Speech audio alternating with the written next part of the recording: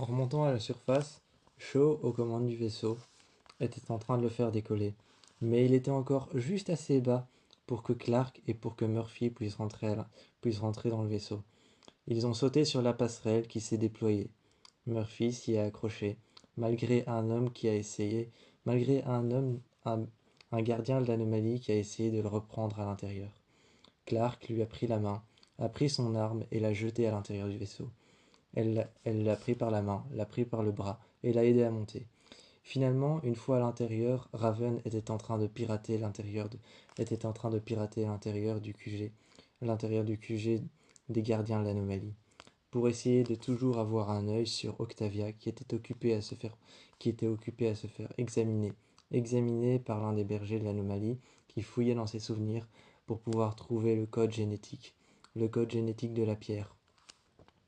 Alors qu'ils étaient en train de regarder depuis le vaisseau ce qui se passait avec Octavia, ils l'ont emmené quelque part et l'ont traîné. Ils l'ont traîné quelque part, d'abord l'ont assommé.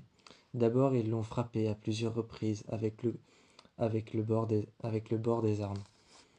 Avec le bord des armes, le manche des armes, ils l'ont frappé à plusieurs reprises sur le sol et l'ont traîné quelque part. Dans le vaisseau, Clark était en train de se demander ce qu'il faisait. Raven aussi était en train de se demander ce qu'il lui faisait. Et Murphy, lui, l'air un peu inintéressé, se demandait quand même ce qu'ils étaient en train de lui faire. Et ils l'ont emmené dans une salle complètement vide. Un homme est arrivé et lui a dessiné sur le visage, et lui a dessiné sur les bras, sur les épaules, des tatouages en spirale un peu partout.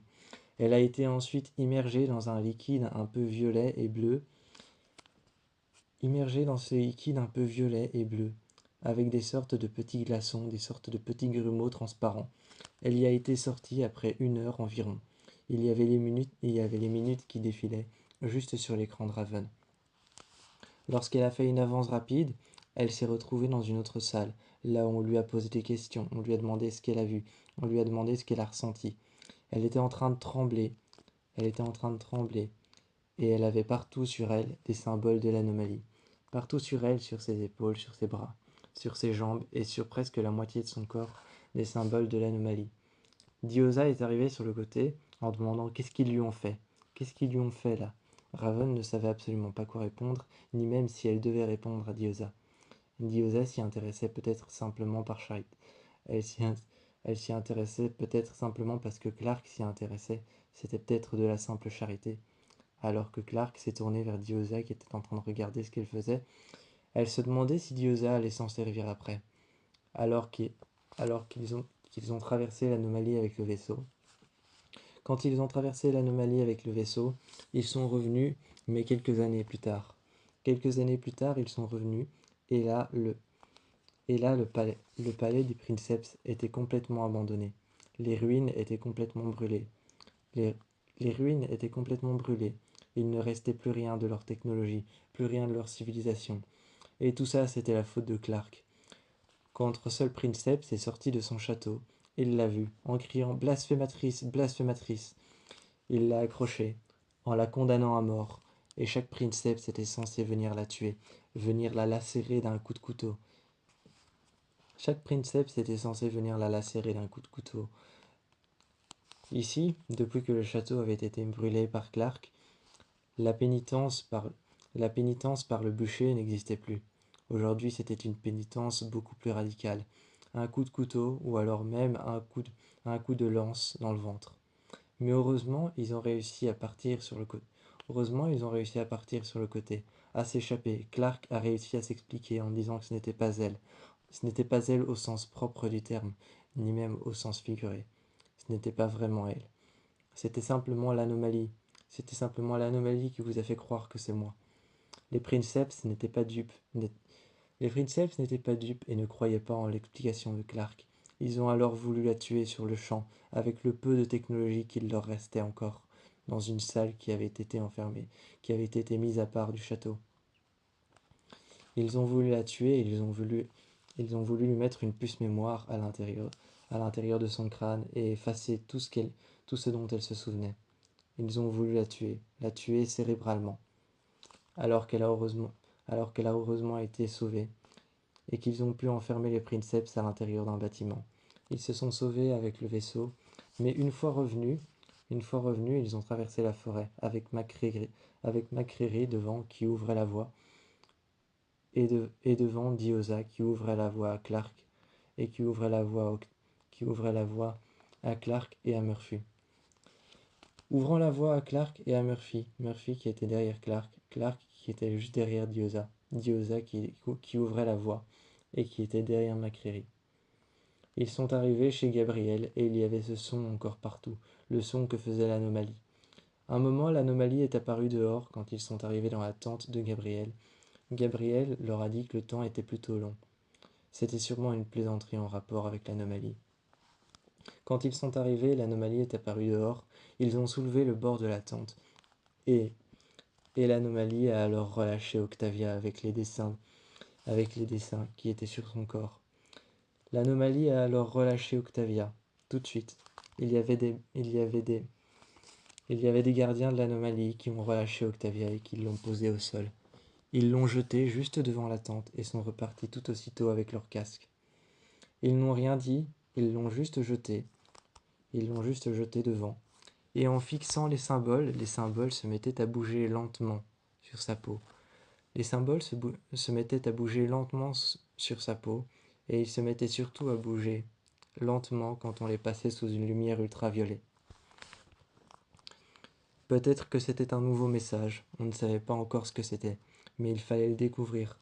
Ils ont soigné Octavia, mais Octavia, ce liquide qu'on pensait être tout froid, vraiment qu'on pensait être de l'eau froide, couverte de glaçons, n'était pas en réalité de l'eau. Quand ils ont mis sa main sur elle, elle était brûlante. Elle était brûlante, presque comme si elle avait été plongée dans de l'eau chaude pendant longtemps.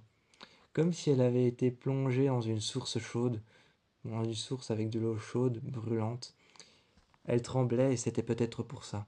Peut-être que son système nerveux s'était affolé, ou peut-être que son système sanguin s'était affolé. Elle n'avait ni blessure ni plaie ouverte, elle était juste brûlante, et les symboles bougeaient sous la lumière ultraviolette. Il fallait maintenant découvrir s'il s'agissait d'un nouveau mystère. Alors que Octavia était peu à peu en train de se réveiller le lendemain, que Clark était en train de couvrir ses plaies qui avaient été soignées. En une nuit, elles avaient déjà cicatrisé. Elle était en train de la soigner, de l'aider à aller mieux et de lui demander ce qu'elle a vu.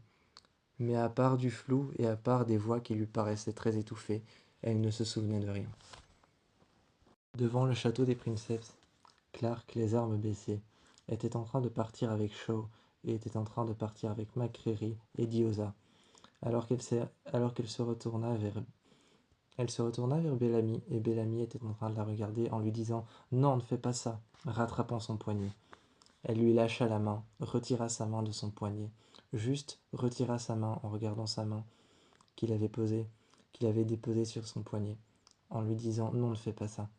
Elle retira sa main et lui dit « Tu sais que c'est la seule solution, il faut que je le fasse. » Elle mit sa main sur la sienne et lui dit « Il faut que je le fasse, il faut que je parte. » Elle baissa son arme qu'elle avait relevée, le doigt sur la gâchette, elle se retourna vers l'anomalie.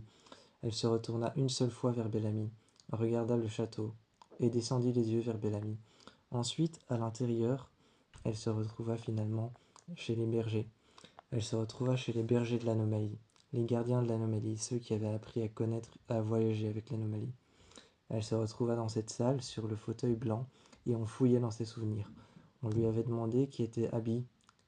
On lui avait demandé qui était Abby. On lui avait demandé qui était Murphy. On lui avait demandé qui était Bellamy. Qu'est-ce que c'était les Princeps? Qu'est-ce que c'était Arcadia? Qui était la jeune fille? La jeune fille qu'elle avait vue dans la vallée. Qui était la jeune fille qu'elle avait vue dans la vallée?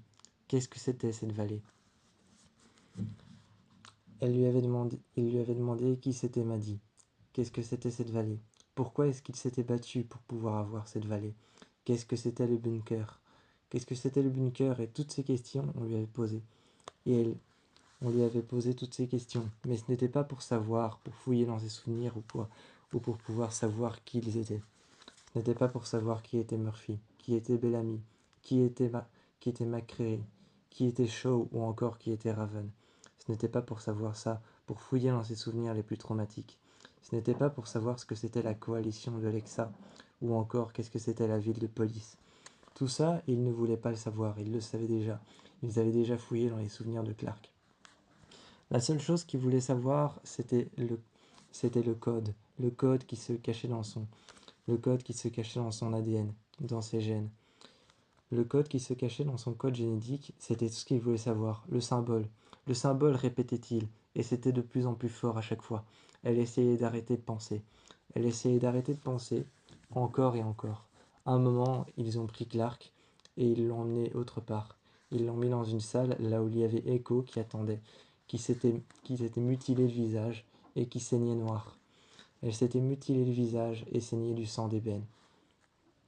Elle s'était retournée face à la vitre, elle s'était retournée en disant « Ils ne nous ont pas pris simplement comme otages, ils nous ont pris pour se battre pour la dernière des guerres. » Elle s'était retournée vers Hope qui était enfermée avec elle en lui disant « Chez nous, les Asgeda, quand on doit se battre pour une guerre, et que cette guerre peut être fatale, juste avant, les guerriers Asgeda se mutilent le visage pour montrer leur courage et leur dévouement.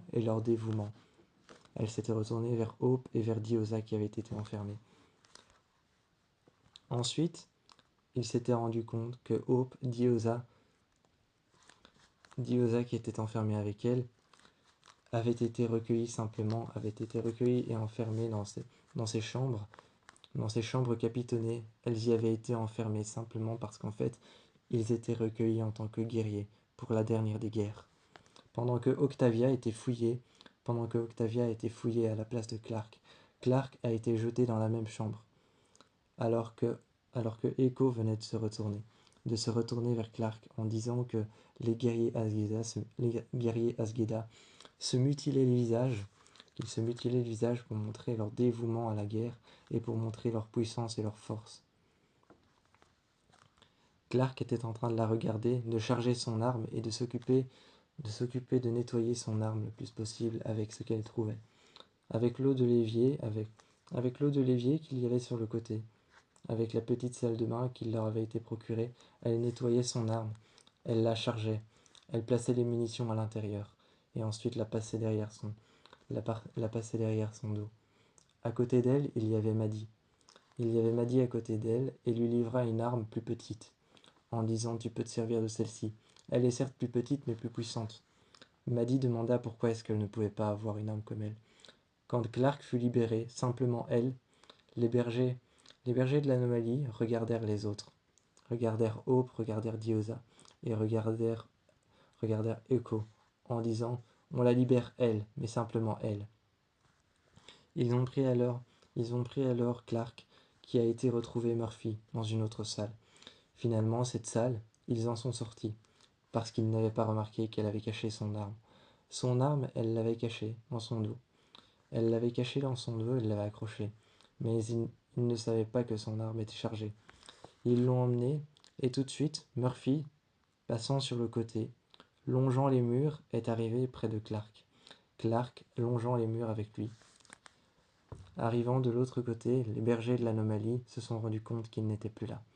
Ils ont regardé à gauche, à droite. L'alerte a commencé à sonner dans les couloirs. Une lumière brillante, scintillante et rouge commença à illuminer les couloirs. Et ils courèrent. Chaque berger de l'anomalie qui surgissait d'un couloir à l'autre essayait de les arrêter. À un moment, ils se sont protégés en dessous d'une bâche noire. En dessous d'un énorme bac dans lequel il y avait une combinaison qui était encore fonctionnelle. Grâce à cette combinaison, ils ont pu contacter Raven. Raven les dirigea pour pouvoir utiliser cette combinaison. Raven les guida depuis le vaisseau. Raven était en train de les guider depuis le vaisseau pour pouvoir allumer la combinaison, pour pouvoir la mettre et savoir comment ça fonctionnait. Depuis le château des Princeps, elle était en train de les guider et depuis le vaisseau de Diyoza. Lorsqu'ils avaient allumé cette combinaison, Clark l'avait mise. Murphy était parti surveiller ses arrières. Elle surveillait ses arrières et elle était arrivée. Elle avait mis la combinaison.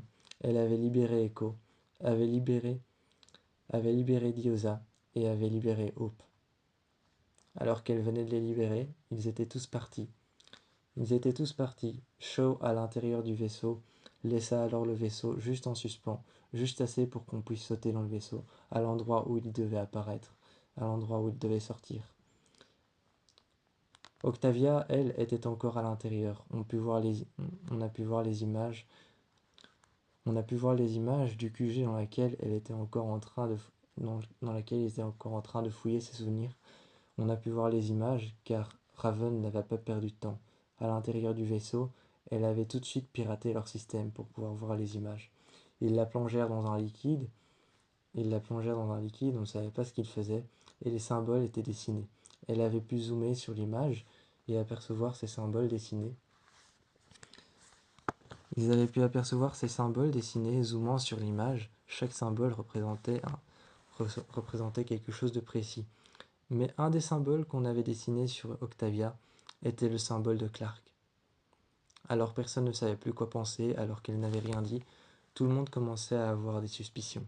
Mais Clark savait qu'elle n'avait rien dit.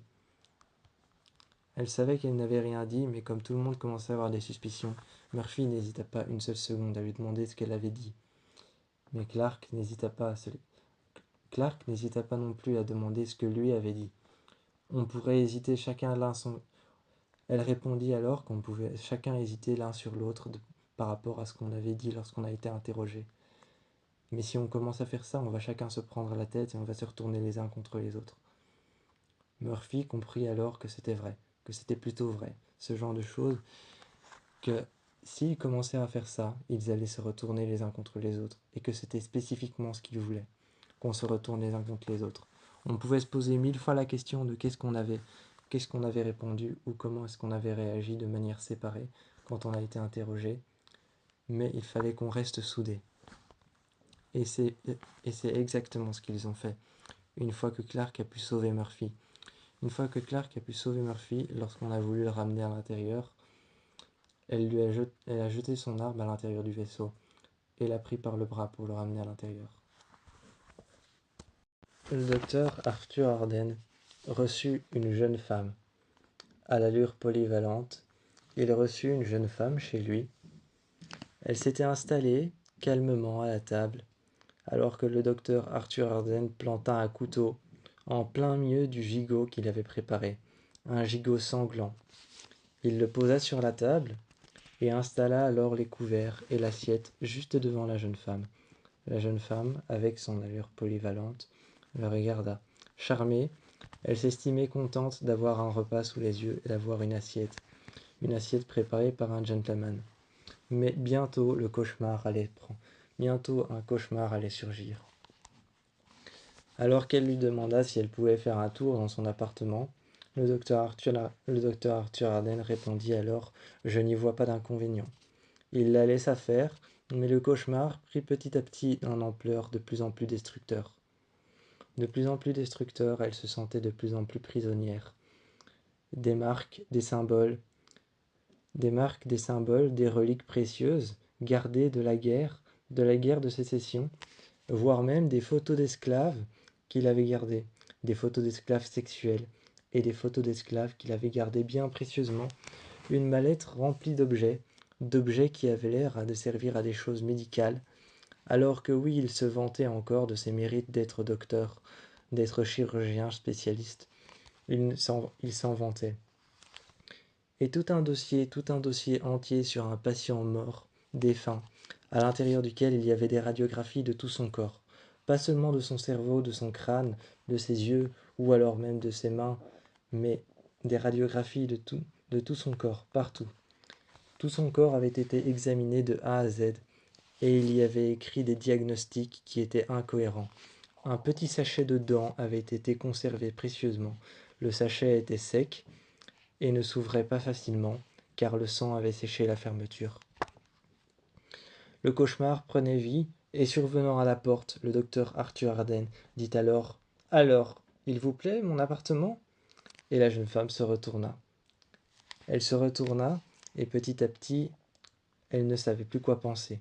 Elle demanda qu'est-ce que c'était ces photos, mais il inventait un mensonge, en disant « Ah, ça, ce n'est qu'un vieux patient. Ça, ah, ces photos avec des jeunes femmes, ah, ce ne sont que des broutilles.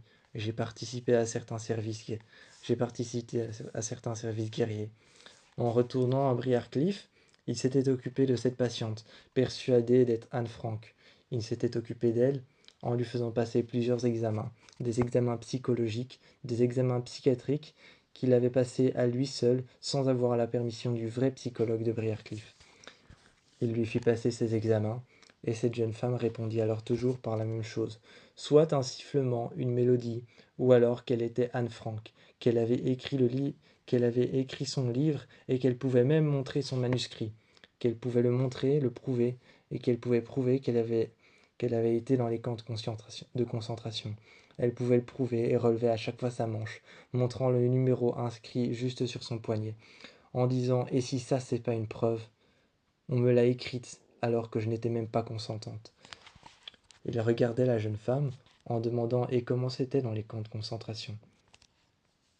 Alors qu'elle regardait un peu partout autour d'elle, il y avait un drapeau rouge accroché au mur. Elle le regardait fixement et cria alors haut et fort « Nazi! Nazi !» Tout de suite, Sir Jude arriva et l'enferma dans sa chambre. Quelques coups de fouet l'avaient calmé. Et elle rangea alors son fouet dans son bureau. Comme si c'était un réceptacle. Elle regardait le docteur Arden qui frappa à sa porte 2 tocs et il rentra. Il s'asseya et elle ouvrit alors simplement le dossier de cette jeune femme, en expliquant que c'était une femme perturbée. Docteur Arthur Arden, avec une voix simple, répondit « Ça, je l'avais bien compris, c'est une femme perturbée, une femme déjantée, qui pense et qui croit des choses qui ne sont pas vraies. Si ça se trouve, ce tatouage, elle se l'est fait toute seule. » Sir Jude ferma alors le dossier d'une main ferme sur le bureau et dit « C'est exactement ce que j'ai pensé. » Finalement, ils verrouillèrent tous les deux sa chambre en se regardant d'un regard un peu comme si l'un détestait l'autre et partirent chacun de leur côté. Le docteur Arthur Arden retourna alors dans ses salles d'opération, opérer des patients qu'il avait choisis au pif à l'intérieur, qu'il avait choisis comme ça à l'intérieur au choix de la maison. Et Sir Jude appela Sir Mary Eunice et retourna alors dans son bureau. Le premier vaisseau qui se posa au sol dans Westworld était pour Lee et Maeve. Maeve ouvrit une page juste devant eux. Ce qu'elle appelait une page, c'était en réalité un écran virtuel. Elle ouvrit un écran virtuel, ce qu'elle appelait une page. Dessus, elle fit apparaître les caméras juste du laboratoire qu'elle venait de quitter. Quand elle fit apparaître les nombreuses caméras du laboratoire qu'elle venait de quitter, elle alluma les écrans les uns après les autres. Les écrans étaient chaque fois divisés en 9. Il y avait 9 écrans rectangulaires, mais chacun avait sa propre temporalité. Sa propre notion du temps, et pourtant tous étaient dans le même laboratoire. Alors qu'elle était en train d'allumer chaque écran, des écrans qui avaient chaque fois la même temporalité, mais n'étaient pas au même endroit. Elle cherchait Dolores qui était en train d'être reconstruite et remise à jour. Sa mémoire était remise à jour car elle ne voulait qu'une seule chose qu'elle avait cherchée. C'était retrouver son père, retrouver l'endroit dans lequel elle avait habité, à Westworld, retrouver cet endroit.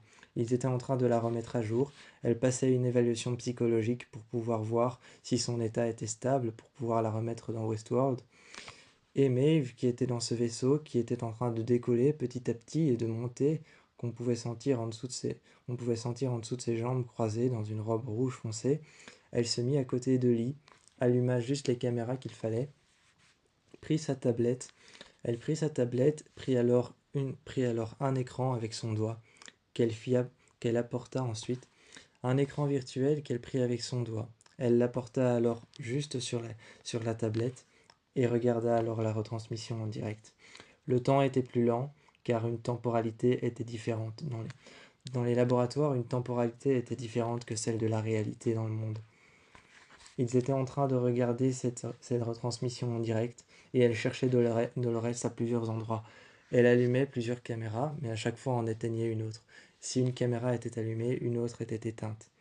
Elle se mit alors juste en face de l'écran, traversa l'écran qui était virtuel et se mit juste à côté de Lee pendant que le vaisseau était en train de monter. Le vaisseau était en train de voyager seul. À l'intérieur, elle se mit à côté de Lee en allumant certaines caméras, en montrant certaines caméras juste devant lui. Elle, elle montrait ces caméras qu'elle avait allumées sur la tablette en disant « Tu vois Lee ?» et en posant la tablette dans ses mains. « Tu vois Lee, ça c'est notre triomphe. Notre triomphe, c'est ça. Maintenant, il ne nous manque plus qu'une seule chose. » Lee qui lui avait demandé « C'est quoi? Qu'est-ce qui nous manque ?» Elle laissa un temps de suspense et un temps de silence en regardant Lee. D'un œil furtif, elle regarda les caméras, alluma 2 caméras en disant « Il nous faut trouver maintenant Dolores. Pas la trouver en réalité, mais la trouver ici, dans cet endroit. Mais ce qui va être compliqué, c'est que la temporalité y est différente. Il va falloir la trouver dans les laboratoires, trouver où est-ce qu'elle se cache et interrompre sa fabrication. Interrompre sa fabrication et interrompre toute chose mise en œuvre pour qu'elle puisse revenir à Westworld, interrompre toute chose qui puisse être mise en œuvre, même les évaluations psychologiques. Il va falloir nous interrompre ça. Ça va être notre mission. Interrompre chaque évaluation psychologique, interrompre chaque hôte et les désactiver. Chaque hôte qui a été conçu pour pouvoir construire Dolores et pour pouvoir réactiver sa mémoire. Il va falloir détruire les codes, parce que si Dolores revient dans le nouveau monde, on peut être sûr que les règles ne seront jamais les miennes, celles que je veux inclure à Insight. Les règles que elle veut inclure à Insight, c'est tout détruire et tout refabriquer. Mais si elle détruit tout, et s'il détruit Roboham, elle ne se rend pas compte de l'ampleur que ça peut prendre. Il nous faut maintenant détruire les codes. C'était la seule chose à faire. Quand le vaisseau s'est posé dans le nouveau monde, ils sont sortis. Ils ont cherché Dolores dans l'un des nouveaux laboratoires installés dans le nouveau monde. Et ont cherché où est-ce qu'elle était en train de passer une évaluation psychologique. Ils ont désactivé tous les autres qui sont tombés les uns après les autres. Quand ils sont rentrés, ils ont désactivé les autres qui sont tombés tous en même temps, les uns après les autres. Ils sont tombés. Ils ont été désactivés grâce à Maeve, qui a désactivé un code central à l'intérieur de l'un des boîtiers qui gérait tous les autres de ce laboratoire. Elle a désactivé l'un des codes centrales. Tous les autres se sont arrêtés, ceux qui étaient conçus pour construire Dolores et conçus pour fabriquer le code. Le code avait déjà été écrit, mais il fallait le détruire maintenant. Derrière le mur de glace, des cris, des lumières bleues et des bruits métalliques apparaissaient. Tout le monde se disait qu'une guerre était en cours. Tout le monde se disait qu'une guerre était sur le point d'arriver, que les marcheurs de la nuit étaient sur le point d'arriver. Ils étaient sur le point de franchir le mur, peut-être même d'arriver à Westeros. Ils étaient sur le point d'arriver à Westeros, de franchir le mur. Et ces lumières bleues et ces cris, ces hurlements animaux qu'on ne pouvait entendre, qu'en se rapprochant du mur ou qu'en montant tout en haut, au point culminant du mur. Ces hurlements animaux qu'on pouvait entendre et qu'on pouvait entendre depuis un endroit qui était couvert par un brouillard, une sorte de tempête de neige qui n'était qu'à un seul endroit. Il se disait que c'était certainement la préparation d'un projet, un projet qui était d'une ampleur incroyable venant des marcheurs de la nuit. Il s'agissait peut-être même d'un dragon, d'un des dragons de Daenerys qui avait été tué et qui avait été récupéré, dont la carcasse avait été récupérée par les marcheurs de la nuit, trempés dans leur glace, dans leur eau glacée, juste en dessous de leur sol, et récupérée ensuite quelques jours plus tard, pour pouvoir en faire un dragon des glaces. Il se disait que c'était ça, un projet, ou peut-être la carcasse de plusieurs animaux récupérés, des ours, ou alors peut-être même des dragons, les dragons de Daenerys, voire même des chevaux ou peut-être même des loups, mais il y avait des hurlements animaux qui se mélangeaient. Le hurlement animal le plus fort était celui qui était similaire à l'un des dragons de Daenerys. Mais les dragons de Daenerys à Westeros étaient toujours aussi nombreux qu'ils ne paraissaient.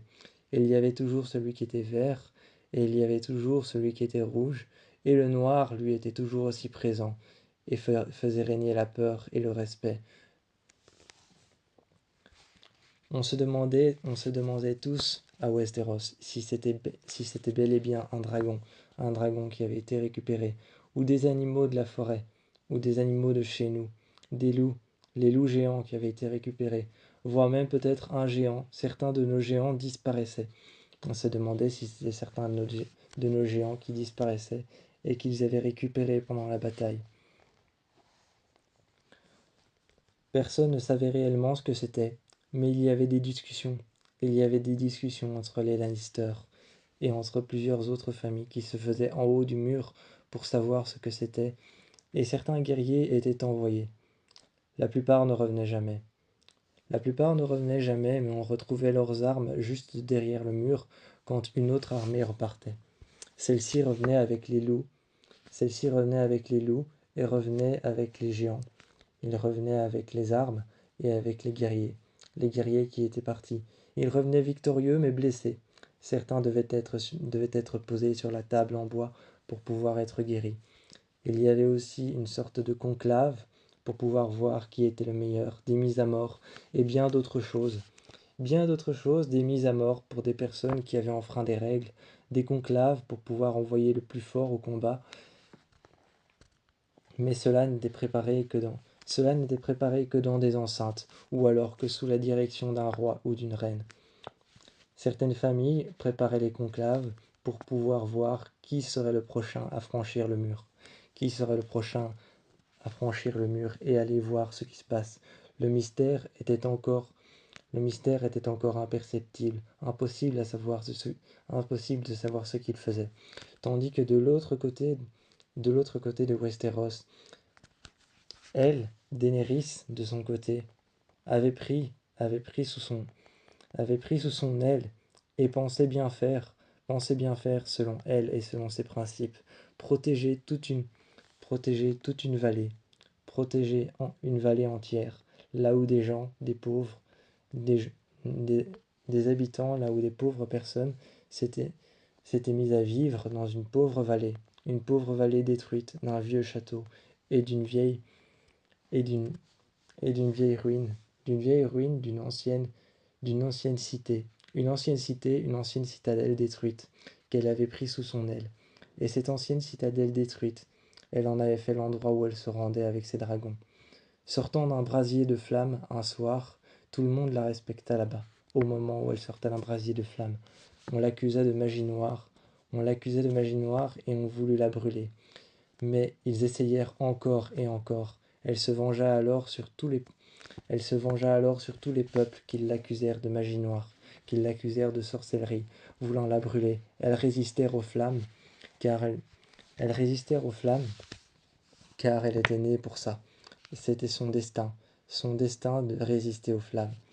Et toutes les personnes qui l'accusèrent de sorcellerie, qui avaient essayé de la brûler ou de la tuer, ne serait-ce qu'avec une pique en bois, qu'avec une lance, ou avec bien d'autres choses, périssèrent à travers les flammes.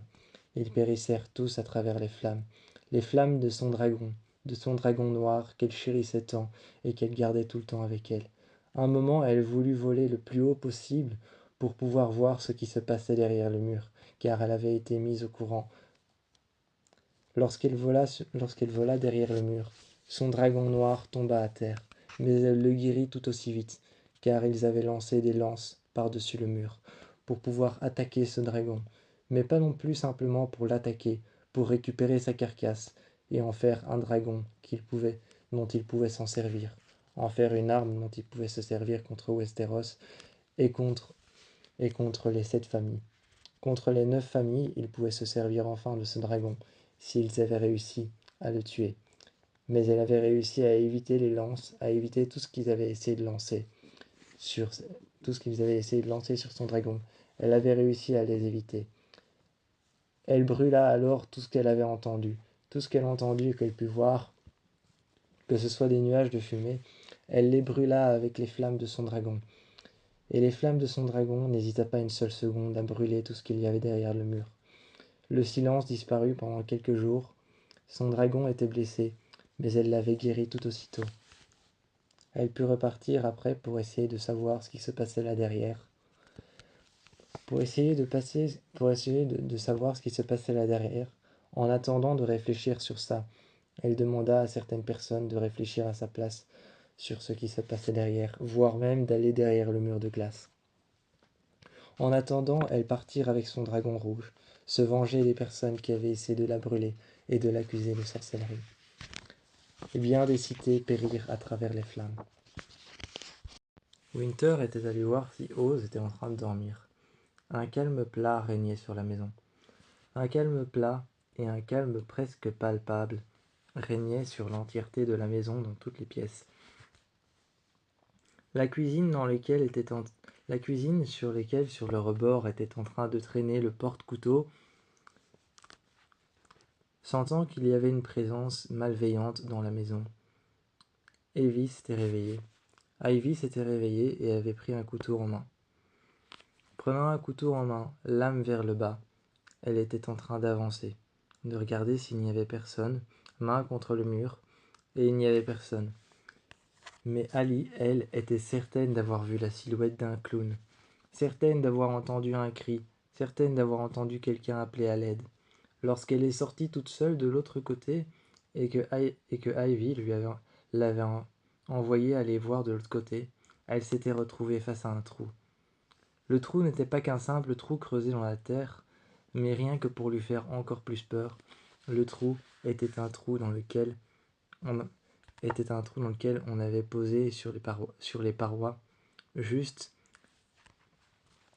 contre les parois, on y avait posé des sortes de morceaux de fragments de ruches d'abeilles. Elle y voyait tous les petits trous, toutes les petites alvéoles, et des abeilles s'en échappaient.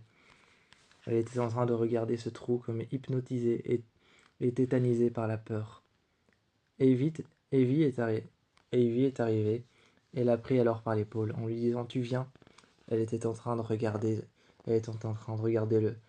le trou. Tétanisée par la peur, elle était en train de dire à Evie que ces gens étaient en train de la menacer. Mais de l'autre côté, quand ils sont arrivés juste en face de la maison, les individus à l'intérieur se sont alors fait égorger et le sang était en train tout de suite d'apparaître sur les fenêtres. Des éclats rouges de sang apparus sur les fenêtres les uns après les autres. D'abord un éclat et un deuxième éclat de sang et un troisième éclat de sang. On entendit les cris des personnes qui étaient avec ces gens qui se faisaient tuer et égorger les uns après les autres. Les cadavres étaient jetés du deuxième étage du deuxième étage comme des vieux sachets de poubelle. Ils étaient jetés du deuxième étage. Ils avaient été mis dans un costume de clown et le sang continuait à couler à flot par leur gorge qui était ouverte en deux. Ils étaient jetés sur la route et le camion dans lequel les clowns se réfugiaient était juste à côté des corps qui avaient été lancés du deuxième étage. Ils avaient essayé de frapper à une deuxième maison, mais sur cette deuxième maison, il y avait le symbole du tueur en série. Personne ne savait encore qui il était ou ce qu'il faisait. En rentrant chez eux, il était écrit avec du sang sur le mur qu'il fallait faire attention à ce qu'ils faisaient, à où est-ce qu'ils allaient, et qu'il fallait faire attention et se méfier de toutes les maisons, et qu'ils n'étaient même plus en sécurité. Alice a alors énervé sur Winter en lui disant qu'elle était peut-être derrière tout ça, car elle savait maintenant désormais. Désormais, elle savait maintenant qu'elle était la sœur de celui qui planifiait tout ça.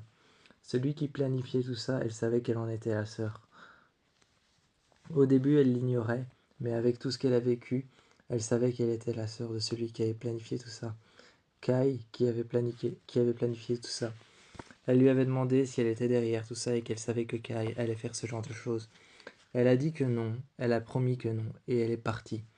Elle est partie en hurlant sur Ali qu'elle n'était pas le centre du monde. Elle ferma la porte. Elle ferma la porte nerveusement, et puis prit sa voiture. Elle démarra d'un seul coup, au quart de tour, et partit en accélérant. On put sentir l'accélérateur de la voiture et la gomme. On put sentir la gomme des pneus contre la route. Elle partit en dérapage, mais de l'autre côté, on entendit un bruit fort, comme si la voiture s'était plantée contre un mur. Et quelqu'un qui était caché à l'arrière, sur la banquette arrière de sa voiture, avait saisi Winter par le cou. La voiture s'était écrasée contre une autre maison. Plus personne n'était en sécurité. Dehors, c'était une sorte de nuit sans fin. Dehors, c'était une sorte de nuit sans fin, mélangée entre calomnie et désolation. Plus personne n'était à l'abri, et le tueur pouvait être n'importe qui. Alors que les élections s'approchaient, le seul endroit dans lequel elles pouvaient être au moins en sécurité, c'était à l'intérieur de leur maison. Mais Ivy et Ali étaient en train de se demander qu'est-ce qu'il fallait faire. Est-ce qu'il fallait rester chez soi ou continuer à essayer de sortir? Elle ne savait plus quoi penser alors que les élections étaient en train d'approcher. Arya, le regard impassible mais réfléchi, était en train de regarder son PC juste devant elle. Elle était en train de regarder le PC de Hannah qu'elle portait juste devant elle. Le regard impassible mais réfléchi, Hannah, le regard rêveuse mais réfléchie, était en train de regarder son PC. Spencer déposa alors une clé USB, qu'elle déposa juste sur le PC de Hannah. Cette clé USB était ornée d'un petit hibou rouge avec des petits diamants rouges, certainement des faux. Elle déposa cette clé USB qu'elle ouvrit, elle retira la tête du hibou et apparut alors l'embout de la clé USB. Dans cette clé USB, elle découvrit à l'intérieur des dossiers, des centaines de dossiers. Mais pour accéder à chacun des dossiers, elle essaya de cliquer, mais elle ne put ouvrir, elle ne put accéder à aucun dossier. Ensuite, le soir avec Caleb, Spencer avait demandé s'il pouvait ouvrir l'un des dossiers, accéder à chaque code, mais chaque code était différent. Pour chaque dossier, chaque code était différent. Alors, il fallait peut-être une journée entière pour trouver tous les codes et pour lui les inscrire dans son PC. Spencer était à un bar avec Caleb. Caleb était en train de lui dire « Il va falloir peut-être une journée entière pour trouver tous les codes et que je les inscrive dans ton PC pour que tu puisses y accéder avec les filles. » Le lendemain, les filles en ont parlé et ont demandé à Spencer si elle avait trouvé un moyen. Elle avait parlé à Caleb et juste quand elle a dit ça, Hannah l'a regardé en lui disant « Je suis désolée, mais il n'y a que lui qui sait faire ce genre de choses. » Hannah a alors regardé Spencer en disant « C'est vrai, c'est pas faux. » Elles se sont installées et le premier code qu'elles ont installé et le premier code qu'elles ont écrit a libéré alors un premier onglet. Elles ont ouvert la première page et c'était une vidéo de la sœur de Spencer, Melissa, c'était juste le soir dans le train fantôme quand Arya avait été enfermée. On voyait Melissa qui était habillée avec le costume de dame de cœur et la deuxième dame de cœur qui avait toujours son masque sur la tête.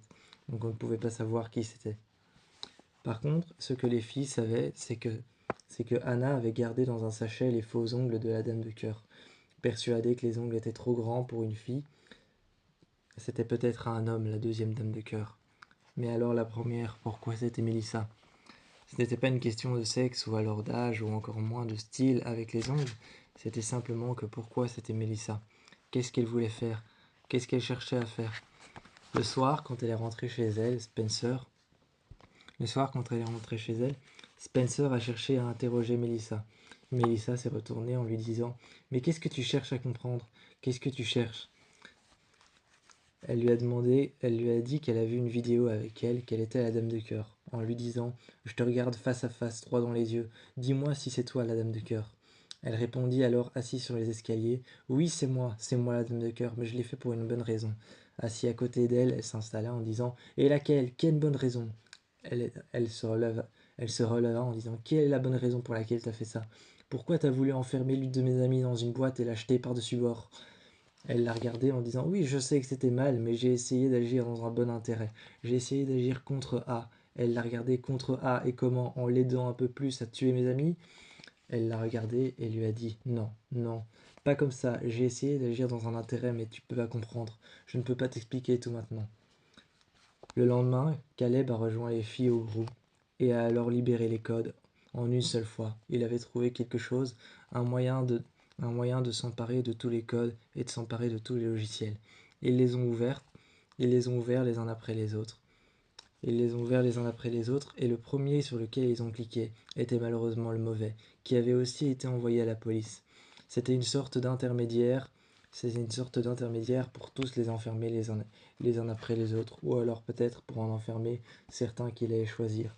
Et le premier sur lequel il avait cliqué montrait une vidéo de Caleb en plein milieu de Rosewood, plaquant quelqu'un, un officier de police, contre le sol. Et montrant cette vidéo, les traits et les montages étaient si facilement faits, si bien faits qu'on pouvait vraiment croire que c'était lui. On pouvait, on pourrait vraiment croire à du réel alors que derrière se cachait un mensonge, un ignoble mensonge, rien que pour enfermer Caleb. On lui a dit qu'il pouvait garder le silence quand la police est arrivée et lui a mis les menottes. Quand la police est arrivée et lui a mis les menottes, plusieurs voitures se sont arrêtées autour du brou et sont venues le chercher, en lui disant qu'il pouvait garder le silence dès qu'un avocat lui serait commis d'office, en lui demandant s'il avait bien compris ses droits. Ils l'ont emmené. Anna l'a regardé, Anna en train de crier: Caleb! En train de crier: Caleb! Caleb! Non! Et en train d'essayer de lui attraper la main alors qu'on était en train de l'emmener. Elle s'est directement retournée vers les filles en disant qu'il fallait tout faire pour essayer de le retrouver. Mais une lutte sans fin entre cette clé USB comme intermédiaire entre A et entre E, entre le fait que le message qu'ils ont reçu de A juste après que Caleb se soit fait emmener, un message de A qui disait: Caleb est en prison. Caleb est en prison. La prochaine, vous savez qui c'est. Ce message indiquait réellement que c'était Anna la suivante. Anna a regardé son GSM et l'a rangé. Le visage un peu dans le vide et effrayé, comme si c'était elle la suivante. Les filles sont venues autour d'elle en lui disant: on va tout faire pour qu'il ne t'emmène pas. Même si quelque part au fond d'elle, Anna savait qu'elle ne se retrouverait pas dans la même prison, mais même si au fond d'elle, elle savait qu'elle ne se retrouverait pas dans la même prison, mais quelque part, elle voulait se retrouver en prison.